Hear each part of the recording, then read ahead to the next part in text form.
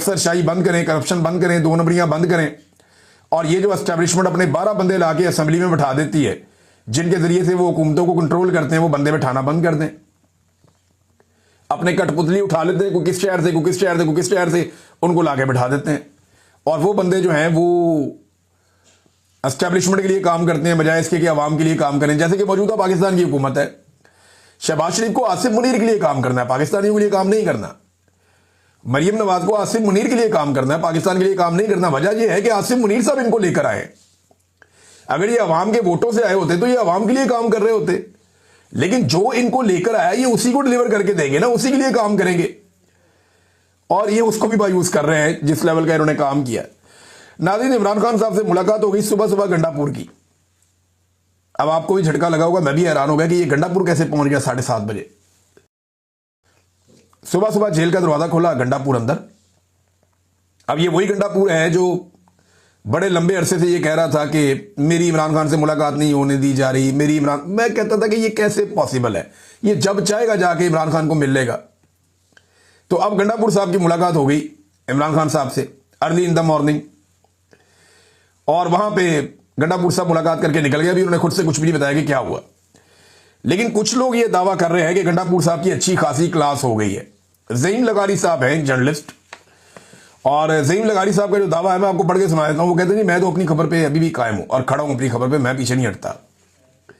वो कहते हैं इमरान खान साहब ने गंडापुर पर बरस पड़े, वजीर आला खैबर पख्तूनख्वा ने सर झुकाकर खामोशी इख्तियार किए रखी। मामला जो गले पड़ गया ना गंडापुर के, वो पाकिस्तान तहरीके इंसाफ के कारकुनों की जो उन्होंने तजलील और तजहीक की है ना, वो गले पड़ गया। और इमरान खान साहब को यह मालूमात भी पहुंचा दी गई है कि कारकुनों ने जलसे में गद्दार गद्दार के नारे भी लगाए और जूते भी उठा के दिखाए।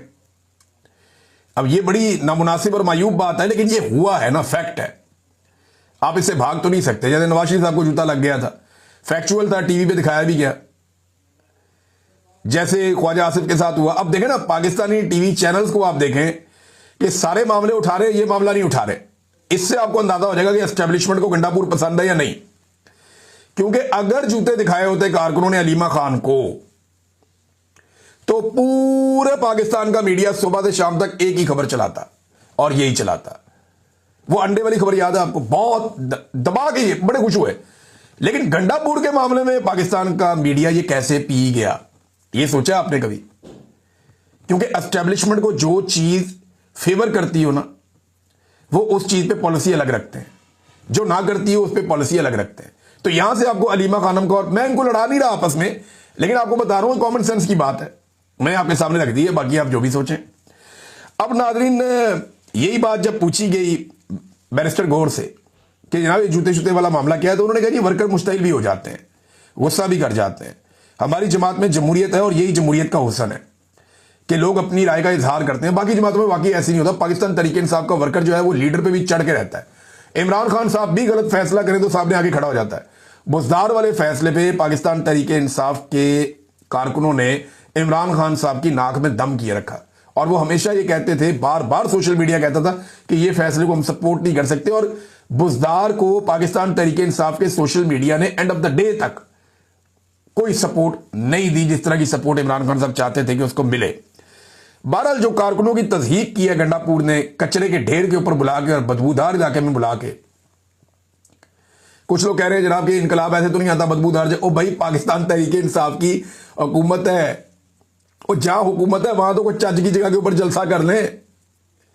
जिस जगह पे पाकिस्तान तहरीके इंसाफ की हुकूमत है, जिस सूबे में, वहां तो किसी बेहतर जगह के ऊपर जलसा किया जा सकता था, लेकिन कचरे और बदबू के ढेर के ऊपर अवाम को बुलाया गया ताकि लोग कम से कम आए।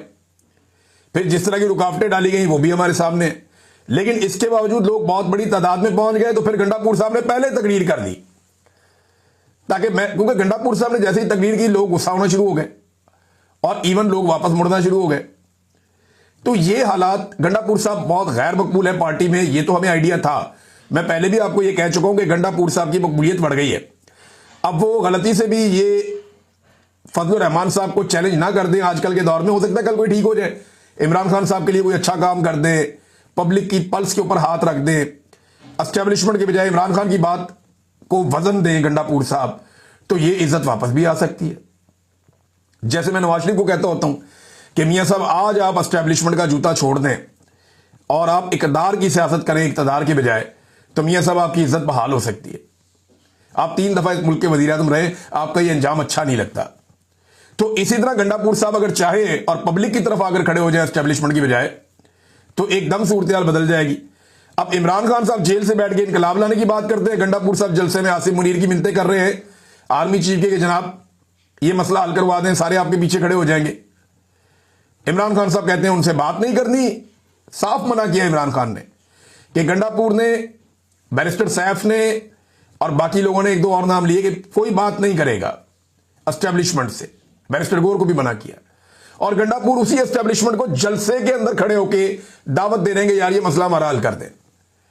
ये इमरान खान साहब के अहकाम पे अमल हो रहा है। सुनने में आया कि इमरान खान साहब ने इस पे जो है वो अभी चीजें सामने आ जाएंगी।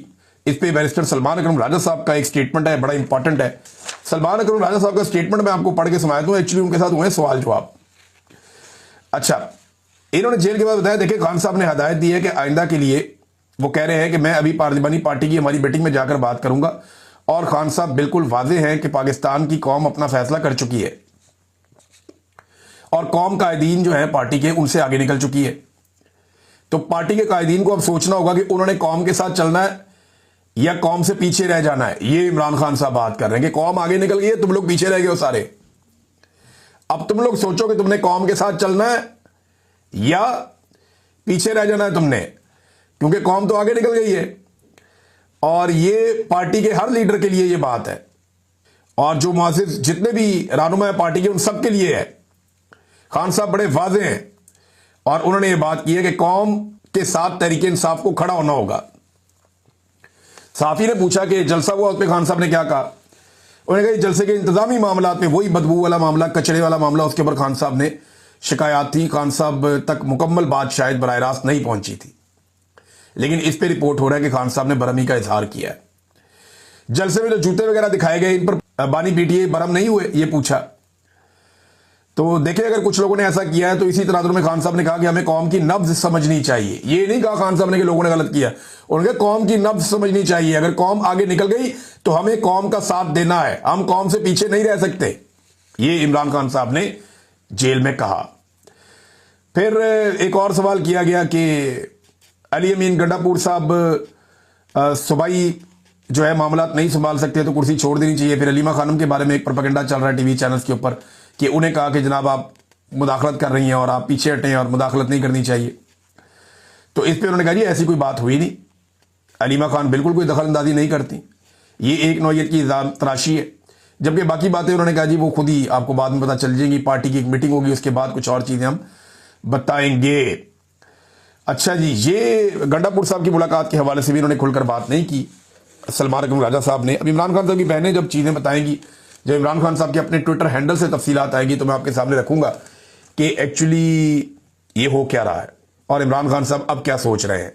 वैसे पाकिस्तान तहरीक इंसाफ का जो सोशल मीडिया है जहां से इमरान खान साहब का ये ट्विटर ऑपरेट किया जाता है, वहां तक बहुत सारे पाकिस्तान तहरीक इंसाफ के लोगों की रसाई है, लेकिन वो कोशिश करते हैं कि वही बात कहें जो खान साहब ने जेल में कही है। और अभी वो चीज़ें सामने आ जाएंगी। डिग्री वाला जो मामला था नाज़रीन, ये डिग्री वाला मामला वो है जो जस्टिस जहांगीरी वाला मामला। इसमें जस्टिस डोगर ने उन्हें फारिग कर दिया था कि जनाब अब ये काम नहीं कर सकते, काम से रोक दिया गया था। तो सुप्रीम कोर्ट ऑफ पाकिस्तान में दूसरा ऑर्डर आ गया। ऐसा लगता था कि जजेज ये करना नहीं चाहते, इस ऑर्डर को मुअत्तल नहीं करना चाहते, वो नहीं चाहते कि जस्टिस जहांगीरी काम करें। लेकिन जिस तरीके से वहाँ पे वकला ने, सीनियर तरीन वकला ने, मुनीर मलिक साहब भी वहाँ मौजूद थे, इन्होंने जैसे इस केस को लड़ा, जिस तरीके से इन्होंने मामले को उठाया, तो वहाँ जजेस को मजबूरन उन्हें बहाल करना पड़ा और वो फैसला जो वहाँ पे जस्टिस डोगर वगैरह ने दिया हुआ था उसे रोकना पड़ा, मुअत्तल करना पड़ा। और अब जस्टिस जहांगीरी जो हैं वो काम कर पाएंगे। लेकिन कुछ टाउट्स जो हैं वो ये क्लेम कर रहे हैं एस्टेब्लिशमेंट से बात करने के बाद कि जस्टिस जहांगीरी को बहुत जल्द फारिग कर दिया जाएगा। जस्टिस जहांगीरी का पहली मरतबा मौके भी है, उन्होंने 34 साल काम करता रहूं तो 34 साल के बाद मेरी डिग्री जाली हो गई।